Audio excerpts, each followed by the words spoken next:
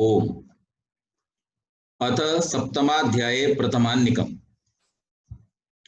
पिछले अध्याय में धर्म और अधर्म का निरूपण किया गया था और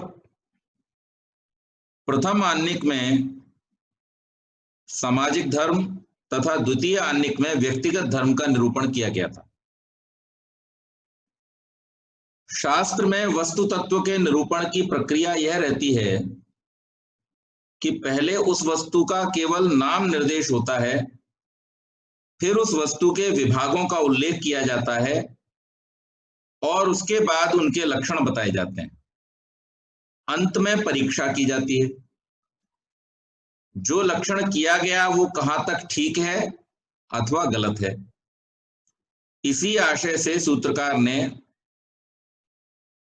सूत्र देते हुए कहा, उक्ता गुणा, कहे गए गुण, यानी उद्देश्य तथा लक्षण रूप में गुणों का कथन कर दिया गया है। अब रूपादि गुण विषयक विशेष परीक्षा के लिए इस अध्याय का आरंभ किया जाता है। तो हमने इस शास्त्र में सबसे पहले ये जाना कि पदार्थ क्या है, उन पदार्थों के बाद में फिर उन पदार्थों के विवेचन को हमने किया। पदार्थ 6 बतलाए गए थे: द्रव्य, गुण, कर्म, सामान्य, विशेष और समवाय। उसके बाद द्रव्य 9 बतलाए गए, गुण 24 बतलाए गए, कर्म 5 बतलाए गए, सामान्य, विशेष और समवाय इनसे संबद्ध रहते हैं। इस प्रकार से इनका वर्णन किया गया।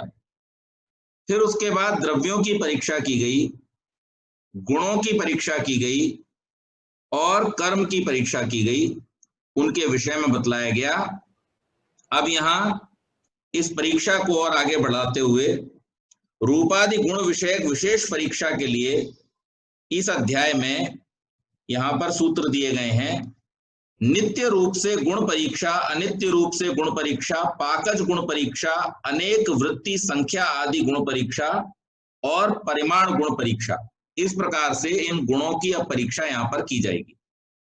तो सबसे पहले रूप आदि जो 4 गुण हैं, रूप, रस, गंध और स्पर्श, इनकी अनित्यता का कथन करते हुए सूत्रकार लिखते हैं: पृथिव्यादि रूप रस गंध स्पर्शा द्रव्यानित्यत्वाद नित्याश्च। पृथिव्यादि रूप रस गंध स्पर्शा द्रव्यानित्यत्वाद नित्याश्च। पृथ्वी आदि द्रव्यों में रूप, रस, गंध, स्पर्श गुण द्रव्यों के अनित्य होने से अनित्य हैं। यानी जो कार्य द्रव्य है, अब आपने आरंभ में इस बात को पढ़ा था कि जो गुण है वो द्रव्य के बाद में उसमें आता है। पहले द्रव्य है, उसके बाद में गुण है। अगर द्रव्य न हो तो गुण भी नहीं रहेगा, क्योंकि द्रव्य ही गुण का आश्रय है। तो इसलिए यहां पर यह बतलाया गया कि पृथ्वी आदि द्रव्यों में रूप, रस, गंध, स्पर्श आदि जो गुण हैं वो द्रव्यों के अनित्य होने के कारण से अनित्य हैं। द्रव्य अनित्य है, इसलिए गुण भी अनित्य हैं। और इसमें आदि पद से जल, तेज, वायु 3 द्रव्यों का ग्रहण होता है। यानी पृथ्वी स्वयं कह दिया पृथ्वी आदि, यानी पृथ्वी के साथ में अग्नि भी आ गया, वायु भी आ गया और जल भी आ गया। इन चारों द्रव्यों को नित्य और अनित्य 2 भागों में विभाजित किया गया है।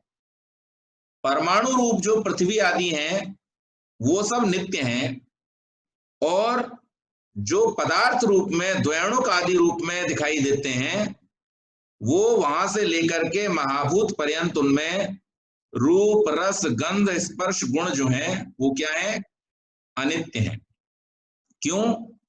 क्योंकि परमाणु से अतिरिक्त इन द्रव्यों का जो भी स्वरूप है वो अनित्य है, क्योंकि परमाणुओं के मिलने से वो बनता है, और जो संयोग से मिलता है बनता है उसे वियोग भी हो सकता है।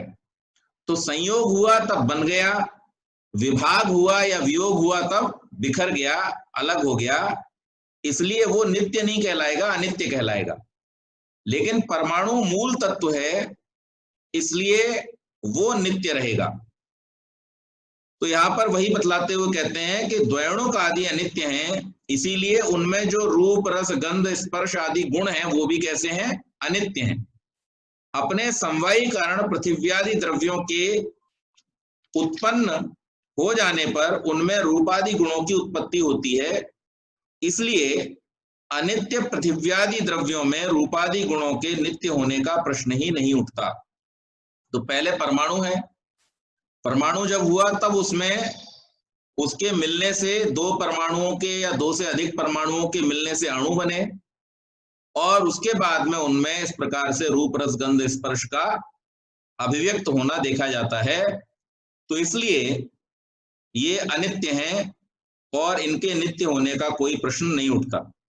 इन गुणों में से वायु में केवल एक गुण रहता है, स्पर्श।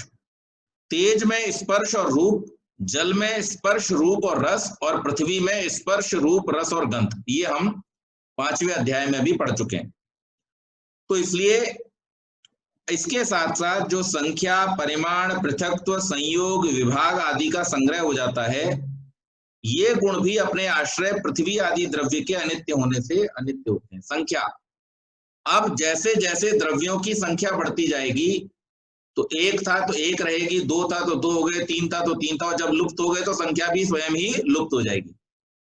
संख्या तब तक है जब तक द्रव्य है, जब द्रव्य नहीं रहेगा तो संख्या भी नहीं रहेगी। इसी प्रकार से परिमाण, उसका नाप तौल जो है वो भी द्रव्य के रहते ही रहता है। द्रव्य जब नहीं रहेगा तो उसका परिमाण भी समाप्त, अर्थात जितने भी ये गुण हैं ये सब द्रव्य में ही आश्रित रहते हैं, और द्रव्य का अस्तित्व न रहने पर इन गुणों का अस्तित्व भी नहीं रहता है, इसलिए इनको अनित्य कहा गया।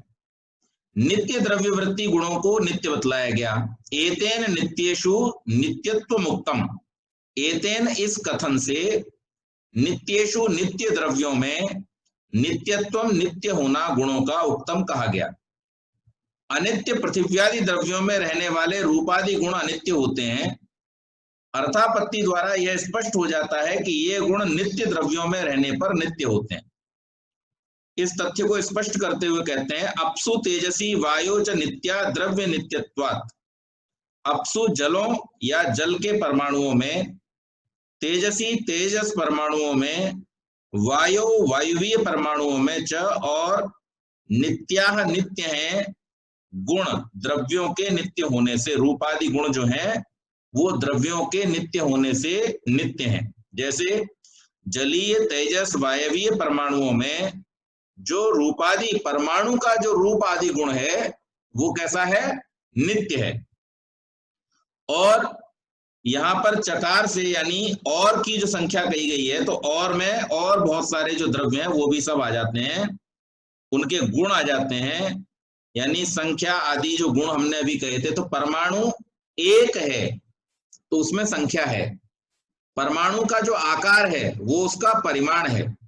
तो अणुओं का जो आकार, रूप, रस इत्यादि है वो सब क्या है, अनित्य है, क्योंकि अणु से ऊपर जितने भी बड़े पदार्थ होते चले जाएंगे, कहां तक, अणु से लेकर के और ब्रह्मांड पर्यंत जितना भी ये फैलाव दिखाई देता है, ये सब कैसा है, अनित्य है, ये नित्य नहीं है। लेकिन जो परमाणु रूप प्रकृति है वो क्या है, नित्य है। तो परमाणुवीय अवस्था में अगर उसका रूप है, अगर उसमें रस है, अगर उसमें परिमाण है, अगर उसमें संख्या है, तो ये सब जो नित्य परमाणु के गुण हैं वो नित्य रहेंगे। और जितना भी सृष्टि है, यानी उन परमाणुओं के संयोग से होने से जो बना है, वो सब अनित्य रहने से उनके गुण भी अनित्य रहेंगे। इस बात को यहां पर स्पष्ट करते हुए सूत्र में पृथ्वी द्रव्य का निर्देश नहीं किया गया, पृथ्वी परमाणुगत रूपादि गुणों के विषय में सूत्रकार ने अगले सूत्र में बतलाया है, अनित्येष्व नित्या द्रव्या नित्यत्वात्। अनित्येषु अनित्यों जलादि द्रव्यों में अनित्याः अनित्य हैं रूपादि गुण, द्रव्या नित्यत्वात् द्रव्यों के अनित्य होने से। अनित्य जलादि द्रव्यों में रूपादि गुण तथा अन्य संख्या परिमाण आदि समस्त गुण अनित्य होते हैं, क्योंकि अपने आश्रय द्रव्य की उत्पत्ति के अनंतर उनकी उत्पत्ति होती है और आश्रय के नाश के साथ उनका नाश हो जाता है। कारण गुण पूर्वकः पृथिव्याम पाकजाः। कारण गुण पूर्वक हैं रूपादि गुण पृथिव्याम पृथ्वी में, पाकजाः पाकज भी। अनित्य पद अनुवृत होकर द्विवचन लिंग विपर्य से पृथ्वी के साथ में संबद्ध होता है। अनित्यायाम पृथिव्याम, अनित्य पृथ्वी में रूपादि गुण कारण गुण पूर्वक होते हैं तथा पाकज होते हैं। पाक का अर्थ यहाँ पर अग्नि संयोग से लिया जाता है। तात्पर्य हुआ कि अनित्य पृथ्वी में रूपादि गुण अपने आश्रय द्रव्य के समवायी कारण में रहने वाले सजातीय गुणों से उत्पन्न होते हैं। यह कारण गुण पूर्वक पद का अर्थ है, जैसे घट अनित्य पार्थिव द्रव्य है, घटगत रूपादि द्रव्यों का आश्रय घट है, आश्रय घट द्रव्य के समवायी कारण कपाल अवयव हैं, कपालों में जो रूपादि गुण है वे घट में समान जातीय रूपादि गुणों को उत्पन्न करते हैं। अनित्य पृथ्वी द्रव्य में ये गुण कारण गुण पूर्वक होते हैं। कारण का गुण कार्य के गुण का असमवायी कारण होता है। यह व्यवस्था जलादि द्रव्यों में भी समान है। इसके अतिरिक्त केवल पृथ्वी में रूपादि गुणों का परिवर्तन देखा जाता है, ऐसा जल आदि में नहीं होता। पृथ्वी में जल आदि से यह विशेषता है। उसी को सूत्रकार ने पाकजाह पद से कहा है। पृथ्वी में रूपादि गुण पाकज हैं। घड़ा जब मृद अवयवों से बन जाता है उसे कच्चा कहा जाता है। उस समय उसमें रूप श्याम रहता है। पकाने पर उसमें श्याम रूप न रहकर रक्त अर्थात लाल हो जाता है। वह अग्नि के संयोग से उत्पन्न होता है। इस रक्त रूप का असमवायी कारण अग्नि संयोग है, इससे पाकज कहा जाता है। इसका तात्पर्य हुआ अनित्य पृथ्वी में रूपादि गुण कारण गुण पूर्वक होते हैं और पाकज भी। जब तक घड़ा पका नहीं था, कच्चा था, उसमें रूपादि गुण कारण गुण पूर्वक हैं और उसके पक जाने पर जो उसमें रूपादि गुण है वे पाकज है। अब यहाँ पर जो द्रव्यों के गुणों को बतला रहे थे उसमें पृथ्वी के गुणों में एक विशेषता बतलाई गई। आप सबने भी ये देखा है, अनुभव किया है कि जल जो है उस जल को आप अग्नि पर रख दें, उसे खूब गर्म करें, क्या उसका रूप बदलेगा? नहीं बदलेगा। वो वैसा का वैसा ही रहेगा। वाष्प बन के उसका एक एक कण उड़ जाएगा, लेकिन फिर भी जो जल है जब तक जल रहेगा तब तक वैसा का वैसा ही रहेगा, उसके रूप में कोई परिवर्तन नहीं होगा। लेकिन जो मिट्टी है उस मिट्टी से जब घड़ा बनाया जाता है और घड़ा बना करके जब उसको अग्नि के संयोग में, घड़ा हो या मिट्टी का और भी कोई बर्तन हो किसी भी प्रकार का, या और भी किसी मृत्तिका से जुड़ा हुआ पदार्थ हो, उन पदार्थों को जब अग्नि के संयोग में लाया जाता है तो उनका रूप परिवर्तित हो जाता है, उनका रंग परिवर्तित हो जाता है। तो ये जो परिवर्तन है रूप और रंग का, ये इस कारण से है कि मिट्टी के अंदर दो गुण पाए जाते हैं। एक तो जैसे बाकी सब द्रव्यों में अपने कारण पूर्वक जो गुण है, तो जो कारण में गुण है वही कार्य में गुण है। लेकिन दूसरा इसके अंदर एक पाकज गुण विशेष पाया जाता है कि जब पृथ्वी परमाणुओं को जब पकाया जाता है, अग्नि के संयोग में लाया जाता है, तो उनके रूप में परिवर्तन हो जाता है। तो यहाँ पर यह बतलाने का प्रयास ऋषि ने किया है कि अन्य द्रव्यों की भांति जैसे अग्नि है, वायु है, जल है, उनके अंदर वही गुण होगा, जैसा उसका कारण परमाणु होगा वैसा ही उसमें कार्य परमाणु का स्वरूप होगा। लेकिन जब हमारा जैसा कारण परमाणु होगा वैसा कार्य द्रव्य का स्वरूप होगा। लेकिन पृथ्वी एक ऐसा द्रव्य है कि जिसके अंदर अग्नि के संयोग होने पर उसका रूप, ऐसे ही कुछ पदार्थों का रूप जो है वो जल के संयोग होने पर बदल जाता है, उनका रंग बदल जाता है। बहुत सारे ऐसे पदार्थ हैं कि उनसे आप द्रव का संयोग कराइए, गीले होकर के उनका कलर या उनका रूप जो है वो बदल जाता है, कोई सिकुड़ जाते हैं, कोई फैल जाते हैं। तो ये सब जो पृथ्वी परमाणुओं की विशेषता है, इनमें से अग्नि से संयोग होकर के जो एक परमानेंट चेंज आ जाता है, उसको उन्होंने पाकज गुण कहा है कि पकने के बाद में उसमें इस प्रकार के गुण की अवस्था बन जाती है। इसके बाद कहा, हमें बताया गया कि पृथ्वी परमाणु में स्वभावतः श्याम रूप होता है। ये शिष्य जिज्ञासा कर रहे हैं, रक्त रूप उसका विरोधी है, एक ही अधिकरण में ये कैसे हो जाता है? तो उन्होंने उत्तर दिया, एक द्रव्यत्वात्, एक द्रव्य अधिकरण वाले होने से श्याम रक्त विरोधी गुणों के ये संभव है कि एक द्रव्य पद में बहुब्रीहि समास है, एक द्रव्य है अधिकरण जिनका, ऐसे हैं श्याम और रक्त रूप। प्रश्न होता है कि श्याम और रक्त परस्पर विरोधी रूप एक अधिकरण में कैसे? इसका परिहार देश भेद से होना चाहिए अथवा काल भेद से। सूत्रकार कहते हैं देश भेद से परिहार संभव नहीं है। यह नहीं कहा जा सकता कि श्याम रूप का अधिकरण भिन्न है और रक्त रूप का भिन्न, दोनों रूप एक अधिकरण में रहते हैं, तब काल भेद से परिहार संभव है। एक अधिकरण में दोनों रूप रहते हैं परंतु काल भेद से। जब पृथ्वी में श्याम रूप है तब रक्त रूप नहीं रहता, और जब रक्त रूप है तब श्याम रूप नहीं रहता। तो इसमें प्रश्न ये उठाया गया कि पृथ्वी तो एक तत्व हुआ, उस एक तत्व में दो रंग कैसे? तो उसका उदाहरण, उसका उत्तर देते हुए ऋषि कहते हैं कि इसमें एक समय में दो रूप नहीं रहते, अलग अलग समय में दो रूप रहते हैं। किन्हीं भी पदार्थों में दो भिन्न भिन्न रूपों का होना या तो अलग अलग देश में बताया जा सकता है या अलग अलग समय में बतलाया जा सकता है। अब देश तो अलग अलग होना संभव नहीं, क्योंकि मिट्टी का जो घड़ा काला बना है, उस काले घड़े में जो रूप है उसी को पकाते जब है तो वो लाल रूप में हो जाता है।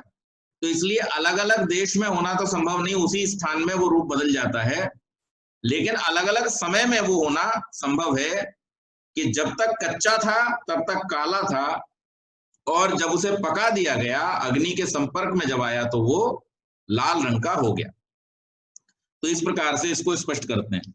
रूप आदि चारों गुणों की परीक्षा के अनंतर कर्मपात संख्या गुण की परीक्षा अपेक्षित है, पर उसके दुरूह होने के कारण सूची कटाह न्याय के अनुसार अल्प विवेच्य परमाणु गुण की परीक्षा प्रारंभ करते हुए सूत्रकार कहते हैं, यहाँ पर पहले वैसे तो अगर हम क्रम के हिसाब से देखें तो गंध, रस, रूप, स्पर्श, उसके बाद में क्या आता है? संख्या आता है। लेकिन यहाँ पर संख्या से पहले परिमाण का विवेचन किया जा रहा है। अणोर महतश्चोपलब्ध्य अनुपलब्धि नित्य व्याख्याते, अणोह अणु की, महतः महत की, और उपलब्धि अनुपलब्धि, उपलब्धि और अनुपलब्धि नित्य नित्य अथवा नित्य में व्याख्याते कथित है। सूत्र का नित्य पद प्रथमा विभक्ति के द्विवचन में तथा सप्तमी विभक्ति के एक वचन में समान है। दोनों प्रकार सूत्रार्थ संगत है। उपलब्धि अनुपलब्धि पद में द्वंद्व समास है। प्रयोग की दृष्टि से अल्प अच वाला उपलब्धि पहले आ गया है, पर सूत्रार्थ की दृष्टि से अनुपलब्धि पद पहले आएगा। सूत्रार्थ होगा अणु की अनुपलब्धि और महत की उपलब्धि नित्य कही गई है। तात्पर्य है कि उपलब्धि सदा महत द्रव्य की होती है, इसमें कभी व्यभिचार नहीं होता। इसी प्रकार अणु द्रव्य की सदा अनुपलब्धि रहती है।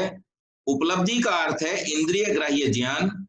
चक्षु आदि बाह्य इंद्रियों से सदा महत द्रव्य का ग्रहण होता है, अणु का कभी ग्रहण नहीं होता। नित्य पद को सप्तमी एकवचन मानने पर यह पद प्रस्तुत शास्त्र के चतुर्थ अध्याय का संकेत करता है। वहां पर चौथे अध्याय के प्रथम आन्निक के छठे सूत्र में कहा गया था कि द्रव्य की उपलब्धि के लिए द्रव्य का महत होना आवश्यक है। यह हमने चौथे अध्याय में पढ़ा था।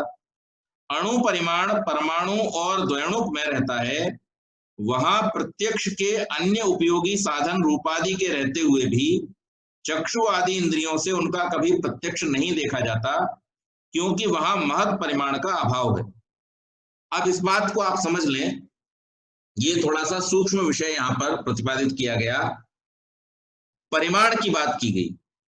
परिमाण की बात करते में यहां पर ऋषि कहते हैं कि जो अणु परिमाण है उनका साक्षात इंद्रियों के द्वारा नहीं होता। ये हमने चौथे अध्याय में भी पढ़ा था।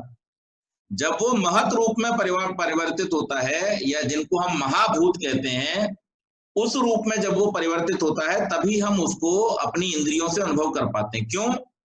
क्योंकि जब तक वो अणु रूप है तब तक वो हमारी इंद्रियों की जो ग्रहण करने की क्षमता है उससे सूक्ष्म है, और जो चीज इंद्रियों की ग्रहण शक्ति से सूक्ष्म होती है उसका ग्रहण होना संभव नहीं है। इसीलिए वहां पर बहुत सारे पदार्थों की जब बात कही गई थी कि आकाश बहुत महान है, बहुत बड़ा है, लेकिन फिर भी दिखाई नहीं देता, तो उसमें वहां पर शर्तें बतलाई गई थी कि वहां उसका जो है परिमाण कैसा होना चाहिए, महत परिमाण होना चाहिए, और उसके अंदर रूप का गुण विद्यमान होना चाहिए। उसके अंदर रूप का गुण विद्यमान होगा तो स्वभाव से स्पर्श का गुण भी विद्यमान होगा। उसी द्रव्य का केवल साक्षात्कार किया जा सकता है इंद्रियों के द्वारा। तो यहां पर उसी बात को इंगित करते हुए कहा है कि जो अणु है उस अणु का परिमाण इंद्रियातीत है, अर्थात इंद्रियों के द्वारा उसको अनुभव नहीं किया जा सकता है। केवल जो महत परिमाण वाले द्रव्य हैं उन्हीं का हम इंद्रियों के द्वारा ग्रहण कर सकते हैं। और इस प्रकार से इस अणु परिमाण, परमाणु और द्वयणुक में ये रहता है। तो इसलिए परमाणु और द्वयणुक यानी एटम और मॉलिक्यूल को हम आंखों के द्वारा या स्पर्श के द्वारा अनुभव नहीं कर सकते। फिर यहां पर जिज्ञासा की कि समस्त महत द्रव्यों की उत्पत्ति परमाणुओं से बताई गई है।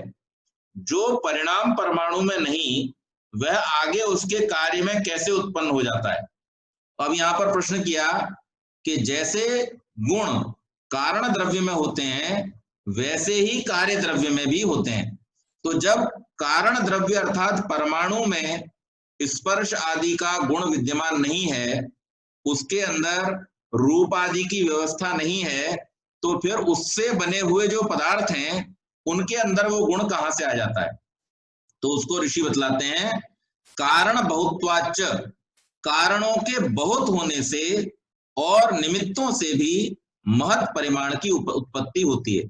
तो महत परिमाण का मतलब है कि जहां पर परमाणुओं की बहुतायत है या अणुओं की जहां पर बहुतायत है, बहुत संख्या होने के कारण से वहां परमाणु तो नित्य द्रव्य है, उसका कोई कारण नहीं होता।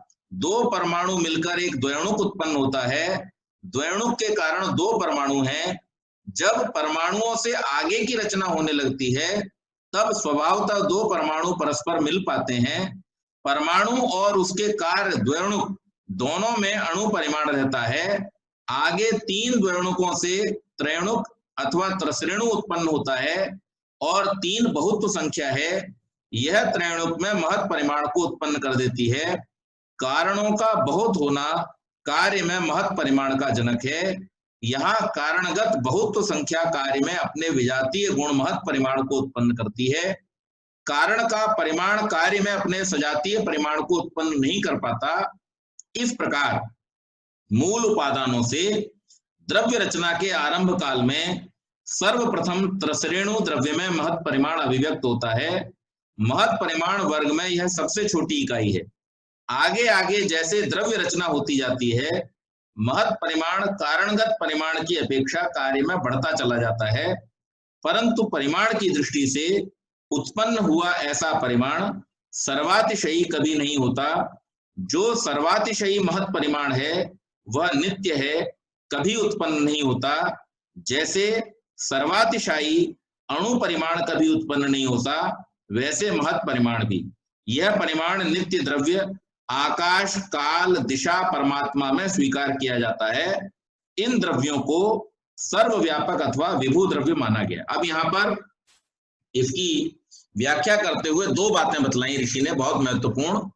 पहली बात तो यह बतलाई है कि कारण बहुत्वाच्च, कारण जब बहुत सारे इकट्ठे हो जाते हैं, यानी जब परमाणुओं से द्वयणुक बना, द्वयणुकों के इकट्ठे होने से जब त्रसरेणु बना, तो त्रसरेणु जो है वो महत परिमाण है। अर्थात जब अणुओं से किसी, आज की भाषा में जिसे हम मॉलिक्यूल कहते हैं, वो वास्तव में साइंस की भाषा में क्या है, त्रसरेणु है। और उस त्रसरेणु से फिर पदार्थों की रचना होती है, बड़े पदार्थ बनते चले जाते हैं, उनके परस्पर मिलते जाने से उनकी रचना होती चली जाती है। तो यहाँ पर ऋषि ये कहना चाहते हैं कि महत् परिमाण में जो सबसे छोटी इकाई है वो त्रसरेणु है, और त्रसरेणुओं के बहुत सारा इकट्ठा होते चले जाने से उनका जो आकार है वो बनता चला जाता है। लेकिन वहां पर उन्होंने एक बहुत बड़ी बात कही कि त्रसरेणु चाहे कितनी भी मात्रा में इकट्ठे क्यों ना हो जाएं, लेकिन उस बने हुए द्रव्य का या बने हुए वस्तु का आकार जो है वो अनंत नहीं हो सकता। अनंत आकार होने की संभावना त्रसरेणु से बनी हुई वस्तुओं में नहीं है। अनंत आकार होना केवल मात्र उन्हीं द्रव्यों में उपस्थित होता है जो स्वयं महत् परिमाण है। जैसे आकाश में किन्हीं परमाणुओं के मिलने से महत् परिमाण नहीं आया, अपितु वो स्वभाव से महत् परिमाण है। इसी प्रकार से काल है, दिशा है और परमात्मा है, ये स्वयं में महत् परिमाण है। इसलिए इनकी रचना में किन्हीं परमाणुओं का संयोग अपेक्षित नहीं होता है। लेकिन जो पृथ्वी आदि ग्रह और सूर्य से भी बहुत बड़े बड़े जो नक्षत्र हैं, उनमें इस प्रकार की संभावना सदैव बनी रहती है कि परमाणुओं के इकट्ठे होते होते होते होते अणुओं से त्रसरेणु और फिर त्रसरेणुओं से ये बड़े बड़े परिमाण बनकर के तैयार होते हैं। तो इस प्रकार से ये समझना चाहिए कि हमारे जो चार द्रव्य हैं, आकाश, काल, दिशा और परमात्मा, ये जो नित्य द्रव्य जिनको स्वीकार किया गया है, इनमें किसी भी प्रकार का जो है वो परमाणुओं का संयोग अपेक्षित नहीं है। ये स्वयं में महत् परिमाण है और ये स्वयं में नित्य द्रव्य हैं। इसके बाद आगे कहा कि महत् परिमाण के अन्य निमित्तों का संग्रह इस च शब्द से हो जाता है। उनमें पहला निमित्त है कारण का महत् होना। ऊपर व्याख्या में इसका संकेत आ गया है कि जब त्रसरेणु में महत्व गुण उत्पन्न हो गया तब वह एक महत् द्रव्य है। अनेक त्रसरेणुओं से मिलकर जब आगे कार्य द्रव्य उत्पन्न होता है तब कारणगत महत् परिमाण कार्य में सजातीय अपने से अतिशयी महत् परिमाण को उत्पन्न करता है। त्रसरेणु में महत् परिमाण का असमवायी कारण द्वयोणुक गत बहुत्व संख्या है। आगे कार्यों में कारणगत महत् परिमाण असमवायी कारण रहता है। महत् परिमाण का दूसरा एक कारण प्रचय देखा जाता है। यह अवयवों के अत्यंत शिथिल संयोग का नाम है जो किन्हीं द्रव्यों यानी रुई, ऊन आदि में रहता है। रुई का ढेर बहुत से प्रदेश को घेर लेता है। यदि उसके अवयव संयोगों को ढीला न रहने दिया जाए, कस दिया जाए, तो वही ढेर थोड़ी सी जगह को घेरता है। इसी प्रकार यह प्रचय उस ढेर में महत् परिमाण का जनक है। महत् परिमाण में आपेक्षिक न्यूनाधिकता होने से महत् द्रव्यों में भी औपचारिक रूप से कभी अणुत्व व्यवहार होता रहता है।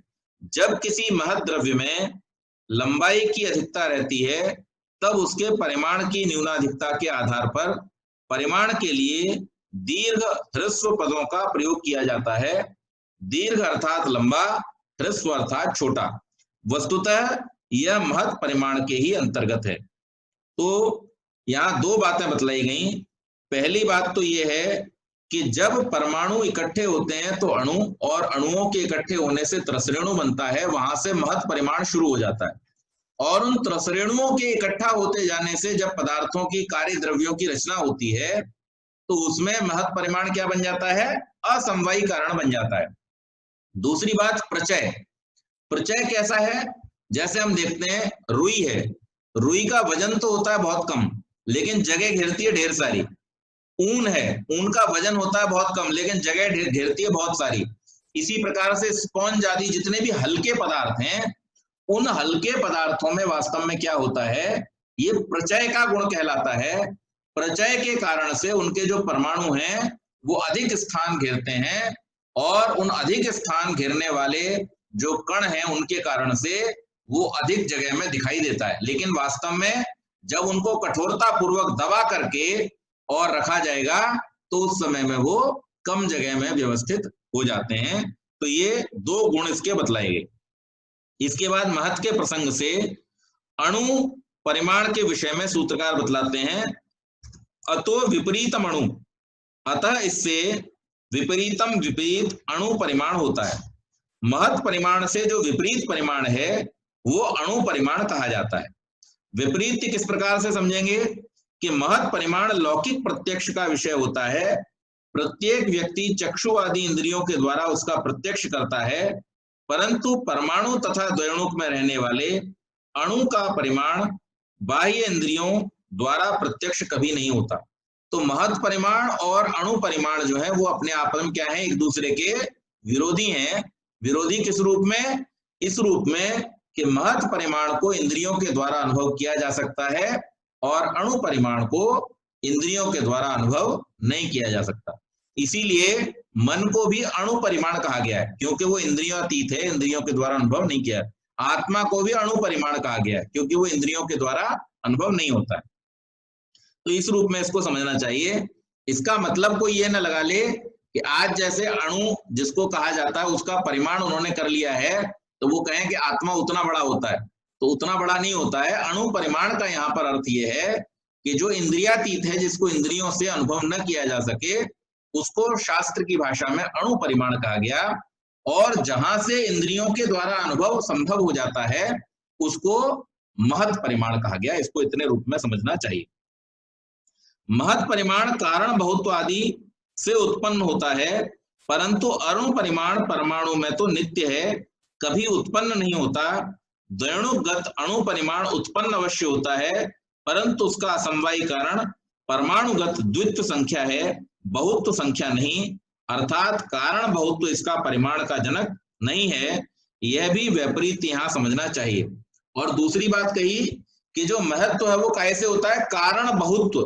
कारण बहुत्व का मतलब हो गया कि बहुत सारे परमाणुओं के संयुक्त होने से अणु और अणुओं से त्रसरेणु की जो रचना होती है वहां पर जाकर के महत् तत्व का अनुभव होता है या महत् तत्व की उपलब्धि होती है। तो इसलिए जो कारण बहुत सारे उपलब्ध होने के कारण से बना है वो महत् तत्व हमेशा उस अणु परिमाण का विरोधी रहेगा या उस गुण का विरोधी रहेगा जो कि केवल मात्र एक परमाणु में या एक और एक करके दो परमाणुओं से जो द्वयोणुक बनता है उसमें उपस्थित हुआ है। तो इसलिए यहां पर अणु परिमाण और महत् परिमाण को हमने समझा। अणु परिमाण वो है कि जिसमें बहुत्व नहीं है और जो इंद्रियातीत है, जिसमें इंद्रियों के द्वारा अनुभव की कोई संभावना नहीं रहती है। और महत् परिमाण वो परिमाण है कि जिसे इंद्रियों के द्वारा अनुभव किया जा सकता है, जिसमें स्पर्श का गुण है, जिसमें रूप का गुण है, जिसमें रस का गुण है और जिसमें गंध का गुण है, उनको क्या कहा गया है? महत् परिमाण कहा गया है। अब फिर शिष्य जिज्ञासा करता है कि महत् वस्तु में अणु महत् दोनों प्रकार का ज्ञान व व्यवहार लोक में देखा जाता है, फिर इनका वैपरीत्य कैसे? महत् वस्तु में अणु महत् दोनों प्रकार का ज्ञान व व्यवहार लोक में देखा जाता है, इनका फिर विपरीत कैसे माना जाए? तो यहां समाधान करते हुए ऋषि कहते हैं, अणु महदिति तस्मिन् विशेष भावात् विशेषा भावाच्च। अणु है, महत् है, इस प्रकार एक वस्तु में जो परिमाण विषयक ज्ञान व व्यवहार होता है, तस्मिन् उस परिमाण में विशेष भावात् विशेष अपकर्ष होने के कारण या अणु व्यवहार होने के कारण, विशेषा भावात् विशेष अपकर्ष न होने के कारण अर्थात महत् व्यवहार होता है, ऐसा देखा जाता है। लोक में ऐसा ज्ञान तथा व्यवहार होता देखा जाता है कि बिल्व अर्थात आंवला अणु है, बिल्व से आंवला अणु है, तथा रत्तक यानी जो छोटी रत्ती आपने देखी होगी। अब इसको सामान्य रूप से शब्द समझ लें, हम इनके शब्दों में नहीं जाते, वो बहुत उलझे हुए शब्द हैं। जैसे कोई ये डब्बी ले ली हमने और ये फोन ले लिया, तो ये जो फोन है ये इस डब्बी की तुलना में क्या है? महत् है, बड़ा है। और इससे छोटी कोई चीज ले ली, अब ये घड़ी उठा ली हमने, तो ये घड़ी जो है वो इसकी तुलना में छोटी है। तो लोक में भी हम ऐसा ही व्यवहार देखते हैं कि एक पदार्थ दूसरे पदार्थ के बड़े होने के कारण से छोटा कहलाता है, लेकिन वही जब अपने से छोटे के सामने रखा जाता है तो वही बड़ा कहलाता है।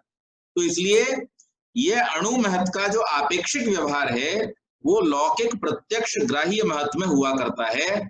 इससे अणु महत्व के विपरीत का कथन युक्त प्रतीत नहीं होता। तो सूत्रकार ने बताया, इस प्रकार के व्यवहार के विषय परिमाण में एक स्थल पर जो अणु महत्व व्यवहार होता है वह उन पदार्थों की पारस्परिक आपेक्षिक स्थिति के आधार पर है। रत्तक, आंवला और बिल्व तीनों महत् परिमाण है के आश्रय हैं, ये प्रत्यक्ष गृहीत होता है। वहां महत् परिमाण अपने निर्दिष्ट कारणों से उत्पन्न है, इसलिए यथार्थ रूप में वहां अणु परिमाण की संभावना नहीं है, परंतु किसी एक की अपेक्षा दूसरे में जहां छोटापन है उसमें औपचारिक रूप से अणु व्यवहार हो जाता है, परंतु अपकर्ष की भावना होने से दोनों अवस्थाओं में महत् परिमाण वहां यथार्थ रूप से विद्यमान नहीं रहता। इसलिए लोक में ऐसा ज्ञान अथवा व्यवहार केवल कैसा समझना चाहिए, भाग तक समझना चाहिए, मतलब कहा गया है इस रूप में, मान लिया गया है इस रूप में समझना चाहिए, वास्तव में ऐसा नहीं होता। तो आज हमने जिन सूत्रों की यहाँ पर चर्चा की है इनको विशेष रूप से यहाँ क्या बतलाया गया है, पदार्थ के गुणों की विवेचना करते हुए ऋषि कह रहे हैं कि जो रूप, रस, गंध, स्पर्श आदि गुण हैं ये द्रव्यों में किस प्रकार से रहते हैं कि परमाणु द्रव्यों में ये नित्य रूप में रहते हैं, और जो कार्य रूप द्रव्य है उसमें ये द्रव्य के अनित्य होने के कारण से अनित्य रूप में रहते हैं। इसके साथ साथ एक बार और बतलाई कि पृथ्वी के जो परमाणु हैं उनके अंदर एक विशेषता है कि उनमें पाकज गुण पाया जाता है, अर्थात अग्नि के संपर्क में लाने पर उनके गुणों में विशेषता आ जाती है, उनका रूप बदल जाता है, उनका रंग बदल जाता है, इस प्रकार से होना देखा जाता है। इसके साथ साथ यहाँ पर यह भी बतलाया गया कि जो आपके संख्या ये परिमाण आदि गुण हैं, तो परिमाण में भी दो प्रकार के परिमाण हैं, एक अणु परिमाण है और एक महत् परिमाण है। अणु परिमाण वो है जो हमारी इंद्रियों से ग्रहण नहीं किया जा सकता, और महत् परिमाण वो है जिसे हमारी इंद्रियां ग्रहण कर लेती हैं। महत् परिमाण के अंतर्गत त्रसरेणु से लेकर के और इस समस्त ब्रह्मांड तक की जितनी भी रचनाएं हैं वो सब आ जाती हैं, और अणु परिमाण में केवल मात्र परमाणु और द्वैणुक आते हैं।